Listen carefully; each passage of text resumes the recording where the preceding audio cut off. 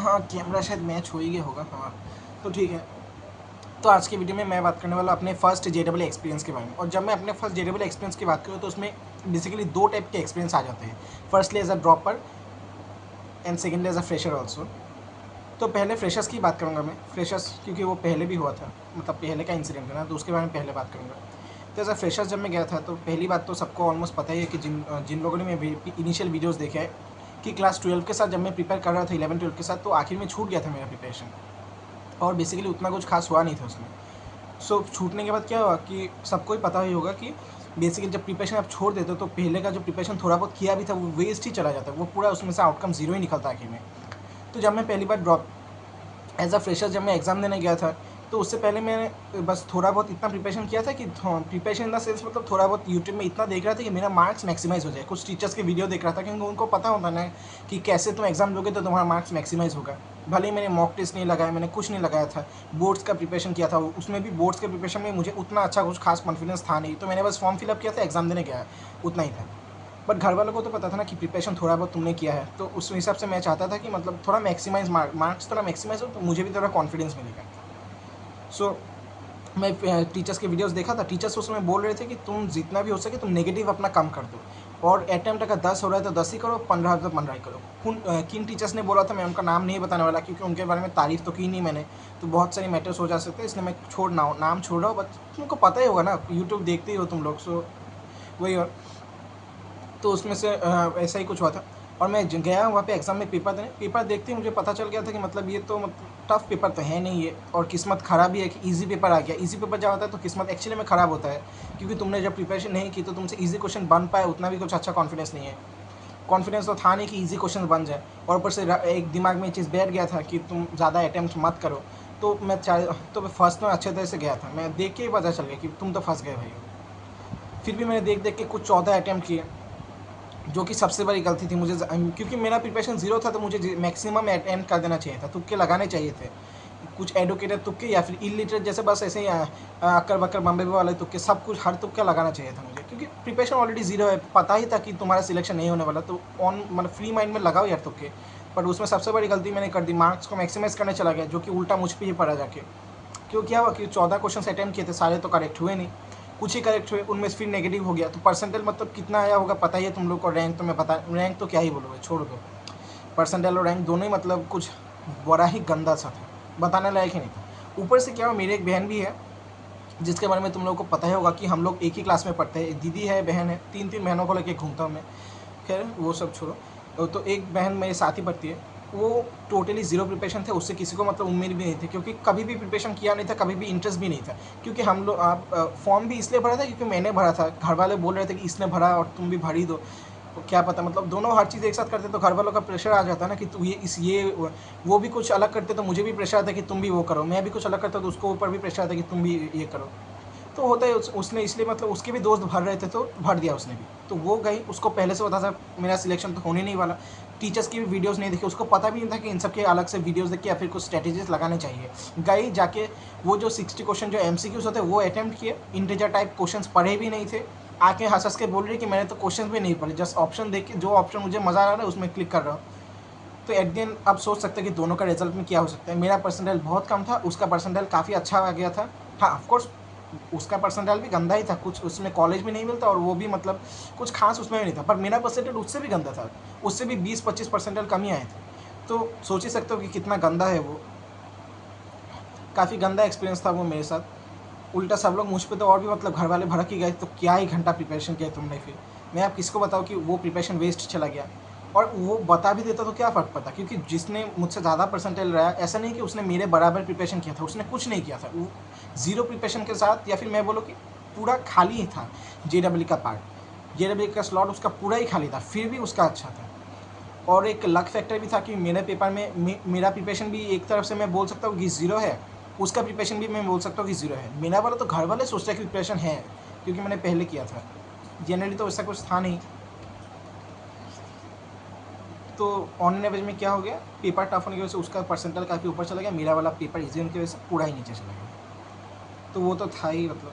अब as a dropper जब मैंने एग्ज़ाम दिया तो मुझे एक चीज़ पता था कि थोड़ा बहुत तुक्का तुमको लगाना ही पड़ता है, क्योंकि ये कॉम्पिटिटिव एग्ज़ाम में तुम ऐसा नहीं सोच सकते कि तुमको हर चीज़ आएगा, हर चीज़ तुम एंड तक सॉल्व करके आंसर निकालोगे, तो थोड़ा बहुत तो मैनिपुलेशन और तुक्का और कैंसिलेशन से काम चला नहीं पाएगा। तो हम गए पेपर देने इस बार।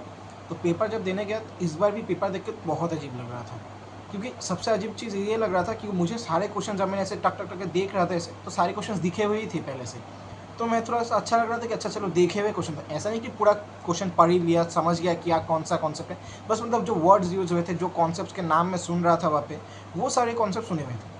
तो थोड़ा अच्छा तो लगा कि ऐसा चलो थोड़ा सुना सुना सा है, तो प्रिपरेशन, इसका मतलब मेरा प्रिपरेशन भी ठीक ठाक है, क्योंकि मैंने इस साल भी मॉक्स तो ज़्यादा लगाए नहीं थे, तो प्रिपरेशन ठीक ठाक है, शायद हो जाएगा शायद कुछ। जब करने बैठा तब पता चल गया कि ये तो मतलब पेपर भले ही आसान था, बट टाइम कंज्यूमिंग भी है और थोड़ा घुमा फिरा के भी है। घुमा फिरा के इन द सेंस मतलब जेडब्ल्यू का क्वेश्चन तो ऑन एवरेज घुमा फिरा के आएगा, इजी क्वेश्चन तो आएगा भी नहीं, बट उसके हिसाब से मतलब पीवाईक्यूज में जैसा ट्रेंड चलता है या फिर पीवाईक्यूज में जिन पॉइंट्स पे फोकस किए जाते हैं, टॉपिक सेम है, टॉपिक तो सेम ही रहेगा, क्या ही पूछ लेंगे अलग, बट पीवाईक्यूज में जिन पॉइंट पे ज़्यादा फोकस किया जाता है उन पॉइंट से हटके कुछ दूसरी चीज़ पे ही फोकस किया जा रहा था।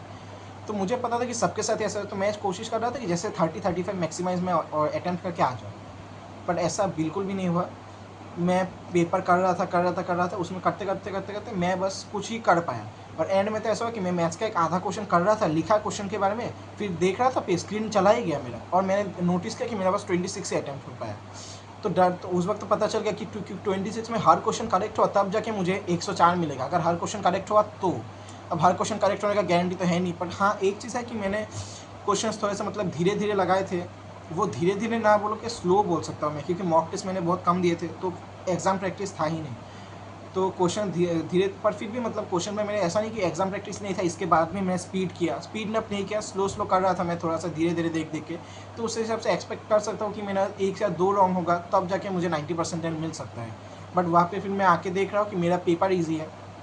अब पेपर ईजी का भी बहुत मैटर है, क्योंकि टीचर्स द पेपर देखेंगे तो उनको ईजी पता चल जाएगा ये वाला ईजी है। बट एक्चुअली अगर हर्ष सर का कोई एक वीडियो देखेगा, एक शॉर्ट देखेगा 22 शिफ्ट 1 के बारे में, हर्ष सर ने क्या बोला कि पेपर इजी था, बच्चे ये बोल रहे कि पेपर इजी था, जो कि मैं भी ऐसा स्टूडेंट बोल रहा हूँ कि पेपर इजी था, बट फिर भी सवाल टाइम ले रहा था। तो उस हिसाब से वो वाला शॉर्ट सुन के मुझे भी थोड़ा अच्छा लगा कि हाँ भाई, नेशनल लेवल पे ये बात तो हो रही है कि 22 जनवरी शिफ्ट 1 टफ था, बट उसके बाद भी क्वेश्चन टाइम ले रहा था। तो मेरा जो टाइम लिया वो कोई अलग नहीं था। हाँ एक चीज़ पता है कि सबको थोड़ा और जो लोग अच्छे स्टूडेंट्स थे या फिर ड्रॉपर थे, सब लोग 30 क्वेश्चन या फिर 31 क्वेश्चन फिर भी कर पा रहे थे। मेरा उस हिसाब से थोड़ा कम ही था, कम से कम और 5 या 6 क्वेश्चन मुझे ज़्यादा अटैम्प्ट करने ही करने चाहिए थे। बट अब क्या ही करो, अब पॉजिटिव सोचने के अलावा कुछ कर भी नहीं सकते ना। मैं ऐसा इतना ही पॉजिटिव सोच रहा हूँ कि चलो हाँ तुम्हारा हर क्वेश्चन करेक्ट ही होगा, क्योंकि वो अगर नहीं सोचूंगा तो काम फिर भी नहीं बनेगा मेरा। और पढ़ाई तो इन दिनों में बात बोलूँ तो मतलब मैं ये नहीं बोल सकता कि कुछ नहीं पढ़ा, ये भी नहीं बोल सकता कि बहुत कुछ पढ़ लिया। चल रहा है बस धीरे धीरे। मैं भी ट्राई कर रहा कि जैसे जैसे मतलब मोमेंटम एक बन जाए, मोमेंटम बने या ना बने, जैसे जैसे चलता रहे, बस पहिया घूमता रहे बस दिन ब दिन, उसका मैं कोशिश कर रहा हूँ फिलहाल। और अभी तो मतलब वही सोच रहा हूँ दिन ब दिन, मतलब हर रोज़ भगवान से एक ही विनती है कि अप्रैल में तो जो करूँगा ही मैं, कोशिश करूँगा बढ़ाने की, या फिर डर के मारे हो सकता है कम हो जाए, ये हो जाए वो हो जाए, मैक्सिमाइज एफर्ट्स को मैक्सिमाइज़ कर सकता हूँ, टेस्ट देने के बारे में सोच सकता हूँ, गलतियों को ठीक कर सकता हूँ। उसके बाद में मतलब एक ही चीज़ मांगूंगा कि जैसे जैसे जनवरी में 90% चला गया तो एक मन को एक शांति मिलेगी कि इस साल एक NIT सिक्योर है, फिर अप्रैल के लिए तुम फ्री माइंड में प्रिपेयर करोगे तो वैसे ही कॉन्फिडेंस बूस्ट हो जाता है। उतने ही मतलब उतने ही मतलब भगवान को बोल रहा हूँ मैं बस अभी। एक चीज़ का प्रॉब्लम है कि मैं एक ऋतिक भैया का एक देख रहा था, ऋतिक बहाती IITN कुछ ऐसा बहाती था, या चलो टाइटल को छोड़ देते, फिर ऋतिक भैया IITN है। तो उनका यूट्यूब चैनल में देख रहा था, वो बोल रहे थे कि बाकी सारे शिफ्ट में 85 90% बढ़ रहा है, बट 22 जनवरी शिफ्ट 1 और 21 जनवरी का शायद शिफ्ट 2 था, उसमें बोल रहे कि इजी पेपर था, हाई कट ऑफ है। फिर वही बात टीचर्स की बात है, वो तो इजी पेपर है, बट हम पेपर दिया तो स्टूडेंट्स रहना, तो इस हिसाब से मैं सोच रहा हूँ कि शायद थोड़ा तो शायद लो जाएगा इसका। मैं मतलब भगवान से यही बोल रहा हूँ थोड़ा लो आ जाए, नीचे आ जाए। हाँ एक चीज़ है कि इस बार जितने भी पेपर्स थे, ईजी हो या टफ हो, जितने भी पेपर्स थे इस बार, सब सारे के सारे पेपर पिछले साल के हिसाब से टफर साइड पे थे।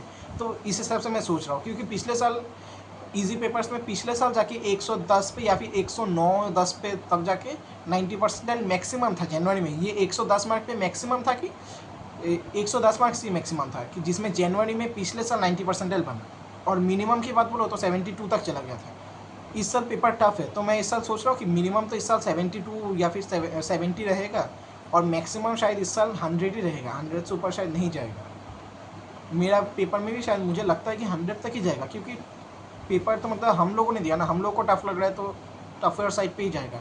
टीचर्स को तो इजी पेपर, टीचर्स तो अपने आप बोलेंगे क्योंकि इजी पेपर था, बट पेपर करना तो हम लोग को था ना, इस हिसाब से मैं सोच रहा हूँ। तो टिल देन वही था आज का।